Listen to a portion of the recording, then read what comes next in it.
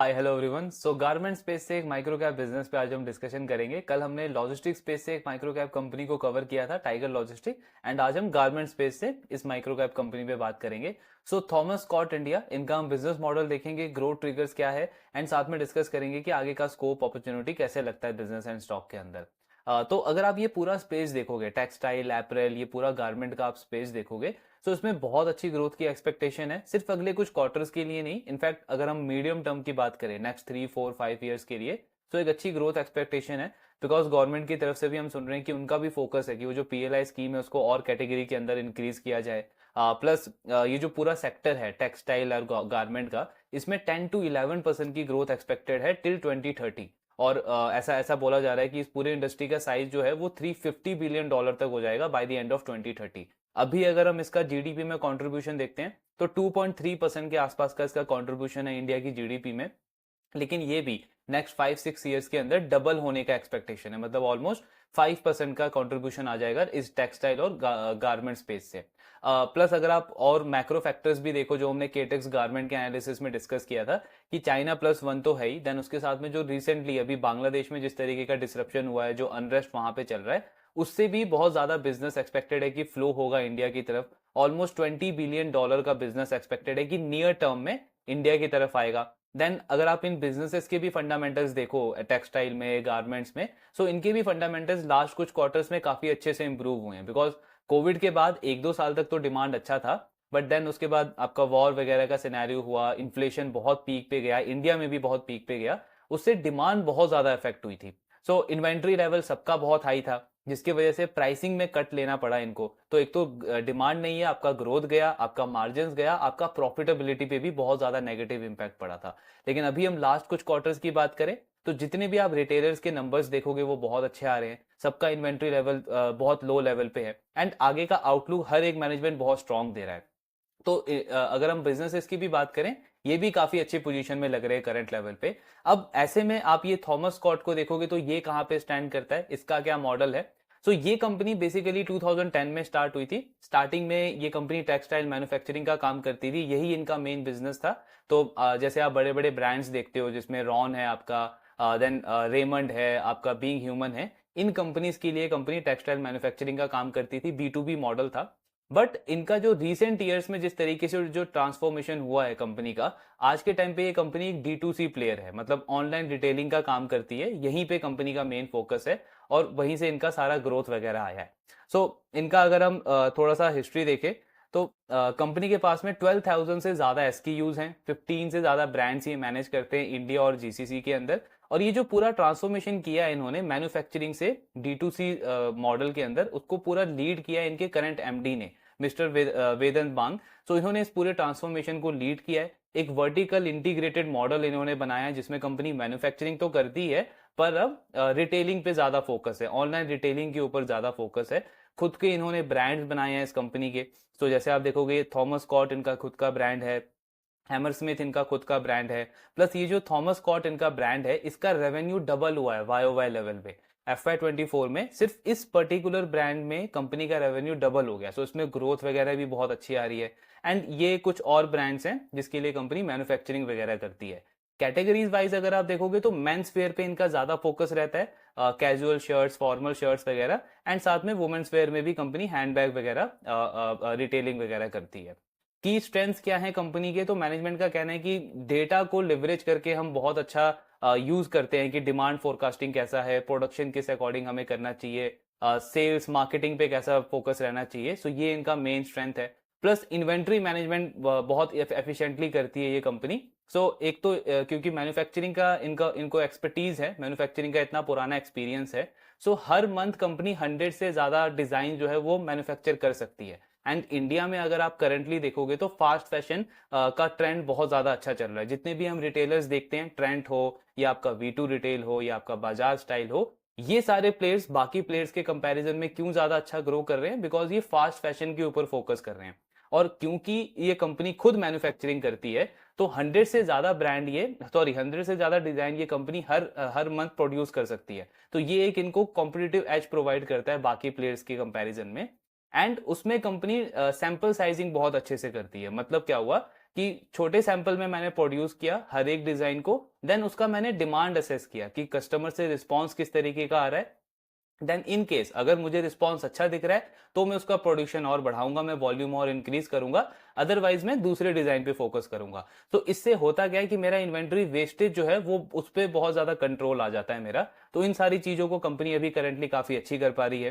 Then pan India presence है इनका, 3 manufacturing facility है, एक बैंगलोर में, सोलापुर में, गुड़गांव में, ये 3 मैन्युफैक्चरिंग फैसिलिटी है कंपनी की। एंड पैन इंडिया लेवल पे कंपनी अपने प्रोडक्ट को डिलीवर करता है आज के टाइम पे। तो ये पूरा बिजनेस मॉडल था थॉमस स्कॉट का। अब अगर आप इनका ट्रैक रिकॉर्ड देखोगे तो 2 फेसेस में इस कंपनी को डिवाइड कर सकते हैं हम बेसिकली।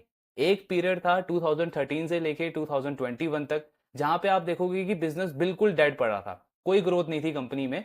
2013 में अराउंड 21 करोड़ का रेवेन्यू इन्होंने किया था, और 2021 में भी आप देखोगे तो भी रेवेन्यू 21 करोड़ का ही था। यानी 7-8 साल के अंदर बिजनेस में कोई ग्रोथ नहीं आया, बिल्कुल डेड पड़ा था बिजनेस। देन 2021 के आई थिंक सेकंड क्वार्टर में इनके जो प्रोमोटर्स हैं उन्होंने कैपिटल इन्फ्यूज किया, बिजनेस में पैसा लगाया, प्रोमोटर का स्टेक इंक्रीज हुआ, और वहां से इन्होंने ये पूरा ट्रांसफॉर्मेशन किया है बिजनेस का, जो ये D2C मॉडल के अंदर लेकर के गए हैं। उसका रिजल्ट क्या हुआ है? तो उसका रिजल्ट अगर आप देखोगे तो जो रेवेन्यू इस कंपनी का 2021 में 21 करोड़ का था, वो लास्ट फाइनेंशियल ईयर में 2024 में इंक्रीज होकर के 90 करोड़ का हो गया। यानी 3 इयर्स के अंदर कंपनी का जो रेवेन्यू है वो 4 टाइम ग्रो हो गया, 4 टाइम से भी ज्यादा ग्रोथ आया सिर्फ 3 साल के अंदर। मार्जिन कंपनी के जो पहले बहुत एवरेज होते थे, 3-4-5% के मार्जिन होते थे, अब इस कंपनी के मार्जिन इंक्रीज होकर के 14% पे हो गए हैं। तो मार्जिन में इतना जबरदस्त इंप्रूवमेंट देखने को मिला। बॉटम लाइन अगर आप देखोगे, पैट देखोगे कंपनी का, तो पहले हार्डली कंपनी प्रॉफिट जनरेट कर पाती थी, 1 करोड़ के आसपास का पैट था। लास्ट फाइनेंशियल ईयर में कंपनी का जो एनुअल प्रॉफिट था वो 10 करोड़ था, यानी पैट मेरा 10 टाइम ग्रो हो गया। सो 4 टाइम ग्रोथ आया मेरे टॉप लाइन के अंदर, मार्जिन में मेरा इंप्रूवमेंट हुआ, और मेरा जो बॉटम लाइन है वो 10 टाइम ग्रो कर गया। तो ये सारे रिजल्ट हमको देखने को मिला है जब से कंपनी ने अपने मॉडल को ट्रांसफॉर्म किया है D2C मॉडल के अंदर, ऑनलाइन रिटेलिंग के अंदर। प्लस इसके साथ में अगर आप इनकी रिटर्न रेशियोज देखोगे वो भी बहुत एक्सेलेंट है। मतलब इनका ROE ROCE का नंबर 23-24% के हैं लास्ट 3 ईयर का, अगर हम एवरेज की बात करें। उसके ऊपर से अगर आप रिसीवेबल्स का नंबर देखोगे, मतलब वर्किंग कैपिटल देखोगे कंपनी का, वो भी बहुत इंप्रूव हुआ है। बिकॉज इनका रिसीवेबल पहले 21 करोड़ का था 2021 में, अब लास्ट 3 ईयर में रेवेन्यू ग्रो हुआ है 4 टाइम, लेकिन रिसीवेबल अभी भी ऑलमोस्ट उतना ही है, 24-25 करोड़ का रिसीवेबल है। तो ये हमको क्या इंडिकेट कर रहा है कि जो इन्होंने चेंजेस करे हैं बिजनेस के फंडामेंटल्स में लास्ट 3-4 इयर्स के अंदर, जो प्रोमोटर ने अपना स्टेक इंक्रीज किया, खुद से कैपिटल इन्फ्यूज किया, उसका रिजल्ट बहुत पॉजिटिव आया बिजनेस के ऊपर। फंडामेंटली ये बिजनेस और ज्यादा स्ट्रांग हो गया है, ब्रांड पावर इनकी निकल करके आई है, मार्जिन में इंप्रूवमेंट हुआ है, और रिटर्न रेशियोज बहुत एक्सेलेंट हो गए हैं कंपनी के। अब रीसेंट डेवलपमेंट अगर हम देखें तो क्या है, ये जो सेकंड क्वार्टर अभी कंप्लीट हुआ है, फर्स्ट क्वार्टर गया है, उसमें कैसा परफॉर्मेंस रहा है? तो दोनों में बहुत अच्छी ग्रोथ आई है। Q1 में कंपनी का ग्रोथ ऑलमोस्ट 49% था, सेकंड क्वार्टर में कंपनी का ग्रोथ ऑलमोस्ट 77% रहा, एंड सिर्फ इन 2 क्वार्टर के अंदर ही कंपनी ने 68 करोड़ का रेवेन्यू कर दिया। यानी कि FY24 में मेरा एनुअल रेवेन्यू था 90 करोड़, और उसका 76% मैंने सिर्फ 6 मंथ्स के अंदर कंप्लीट कर दिया है। और ये जो कंपनीज होती हैं, गारमेंट्स एपरल्स की जो कंपनीज होती है, इनके लिए H2 बहुत अच्छा होता है। स्पेसिफिकली अगर आप थॉमस स्कॉट का देखोगे तो Q4 इस कंपनी के लिए एक फाइनेंशियल ईयर में सबसे बेस्ट होता है। ऑलमोस्ट 30-35% रेवेन्यू इस कंपनी का सिर्फ फोर्थ क्वार्टर के अंदर आता है। तो उस पॉइंट ऑफ व्यू से अगर हम देखें, सो एक्सपेक्टेड है कि जो H2 है वो कंपनी का और भी अच्छा रहेगा। यानी एटलीस्ट ये जो करंट ग्रोथ मोमेंटम चल रहा है वो सस्टेन करना चाहिए कंपनी का सेकंड क्वार्टर के अंदर भी। और अगर हम डेवलपमेंट देखें तो कंपनी ने अभी क्या किया है, 3 फुलफिलमेंट सेंटर्स इन्होंने स्टेब्लिश किए हैं। एक इन्होंने भिवंडी में किया है महाराष्ट्र में वेस्ट जोन के लिए, दूसरा इन्होंने गुड़गांव में किया है हरियाणा में नॉर्थ जोन को कवर करने के लिए, एंड तीसरा इन्होंने बैंगलोर में किया है कर्नाटका में साउथ जोन को कवर करने के लिए।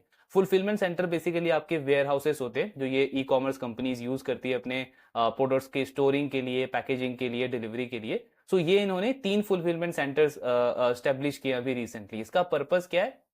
तो इसका पर्पस ये है कि मैनेजमेंट का टारगेट है कि हमको जो हमारा डिलीवरी टाइम है, डिलीवरी टाइम मतलब किस टाइम में आप कस्टमर को डिलीवर करते हो अपने प्रोडक्ट को, सो उसको 2 डेज तक लेकर के जाना है। क्यों 2 डेज तक लेके जाने का फोकस है कंपनी का? बिकॉज इससे क्या होगा, इनका रिपीट परचेज बढ़ेगा।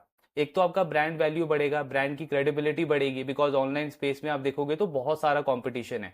तो अगर आप अच्छी क्वालिटी के साथ में, बिकॉज ये कंपनी प्रीमियम प्रोडक्ट्स पे ज्यादा फोकस करती है, सो अगर आप अच्छी क्वालिटी के साथ में फास्ट डिलीवरी प्रोवाइड कर सकते हो अपने कस्टमर्स को, तो आपका कस्टमर रिटेंशन बढ़ जाएगा, रिपीट परचेज आना लग जाएगा, यानी सेम कस्टमर ज्यादा परचेज करेगा आपसे, आपका एवरेज टिकट साइज इंक्रीज हो जाएगा। तो ये बेनिफिट मिलेगा कंपनी को।